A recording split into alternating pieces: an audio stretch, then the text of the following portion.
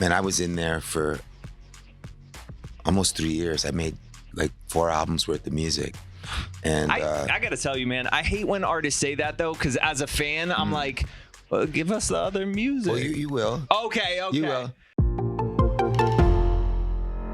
What's up? It's Mike Adam. This is your Audacy check-in with a man that needs no introduction, but I'll do it anyway. Lenny Kravitz.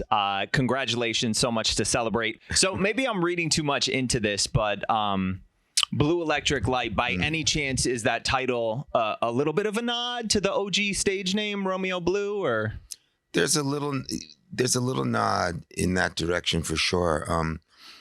When I started making the record, I realized after I was cutting the first maybe 2 tracks that it was reminiscent of what I was doing in high school, which I thought was really interesting because what I was doing in high school, I threw away. Okay. You know, and I never went back to celebrate that time. I found my sound with my first album, Let Love Rule, and I never looked back. Yeah. And I think this all happened by virtue of when the pandemic began, which is when I was doing all this recording.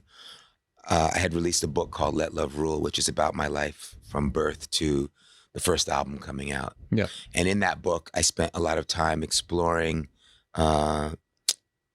my teenage years, which I hadn't really gone, you know, in depth in that area of my life in a while. And so I think because I had done that, it was in my spirit and it began to come out. Right. And so after I cut the first couple tracks, I started pulling out pieces of equipment that I used to use back then that I thought would be fun to, you know, explore. Oh, wow. And so the record is, you know, it's a bit of that time and of course the present. What would you say is was the easiest song to come together for the album, and on the flip side of that, the hardest one that maybe you had to put down for a second and then revisit? God, it's hard to remember now. I was in there for almost 3 years. I made like 4 albums worth of music. And I got to tell you, man, I hate when artists say that though, because as a fan, I'm like, well, give us the other music. Well, you will. Okay. You will. So, but some of it needs to sit and marinate. Okay. And this collection of songs on Blue Electric Light felt like needed to come out first. It was immediate. Yeah. It was ready now. And but I can't really remember what was the hardest or the easiest, but it's all work, you know? Yeah. As far as the songwriting goes, the beautiful thing is I receive that. I'm just an antenna. I hear what's out there. Yeah. And then the work comes in when you're transcribing what you're hearing in your head to the tape. Yeah. Right. Yeah. And but it's a beautiful part of the work. It's painting, it's sculpting, it's, you know, constant refining and until it sounds like what you heard in your head. Yeah. You know, kind of on the heels of what we're talking about, Billy Joel not long ago said he didn't come out with new music for decades because his heart just wasn't in it.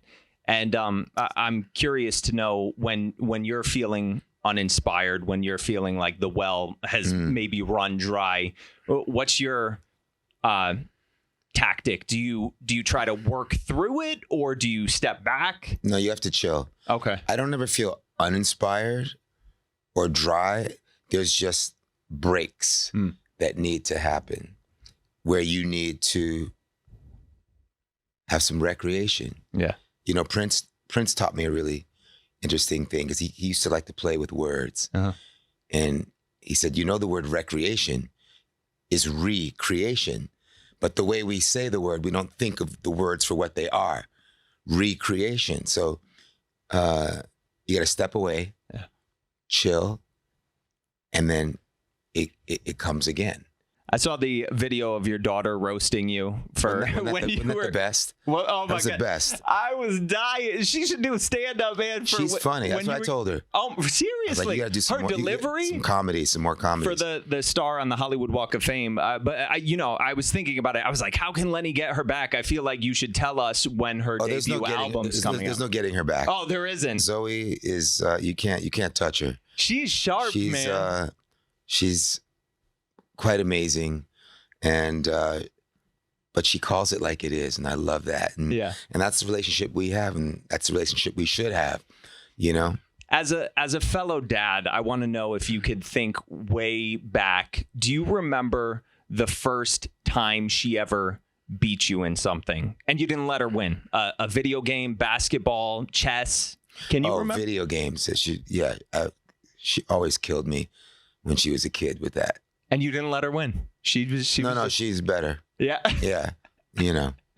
Oh man, that's great. I know she poked fun at some of your wardrobe choices. Well, in particular, the mesh shirt.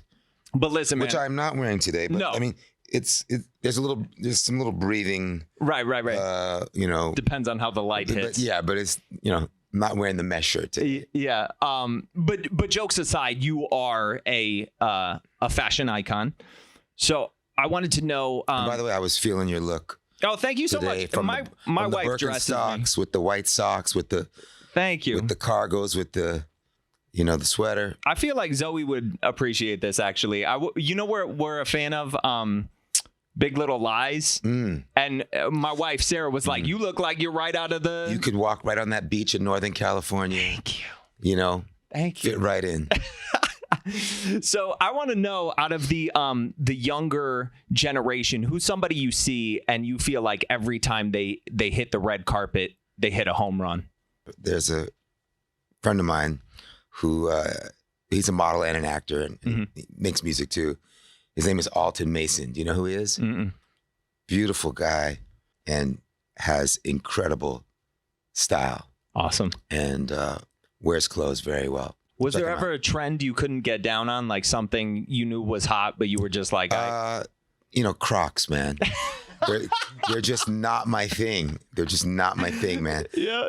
I can't look down and see those on my feet, you know. I'm going to throw you. But I mean, you know, again, what do I know? Yeah. Not for me. Yeah. I'm going to throw you a curveball. You've had so many milestones, right? You've written for Aerosmith, Madonna. You've played guitar on Bowie tracks. Do you have like maybe a top one or two, like most memorable, just a couple of moments where you were like, geez, this is really crazy? Singing a duet with Mick Jagger on his solo record, producing and writing for Michael Jackson. Yeah. Playing with James Brown. Al Green. People that you grow up with. They're your teachers. Yeah. And I have so much respect for these folks. And then when you're working with them, it's always amazing. Yeah. Because I'm still that 12-year-old kid. You know what I mean? And, you know, I was just in LA, in the studio with Stevie Wonder. And you know, it's a trip. Yeah. It's a trip. It's wonderful to be able to work with the people that taught you and that means so much in the world of music. Before we wrap, I was hoping you could weigh in on this. Beyonce is about to do what you did so many years ago, enter into a predominantly white music genre. I know she'll excel at it. I know she'll break down stereotypes. I know she will pave the way for others. What I wanted to know from you, do you think as a black artist, it is easier to do that today versus when you were doing it? I'd like to think so. Yeah. And what's interesting is how all this color stuff gets filtered out, because obviously, you know, look, music is for everybody, right?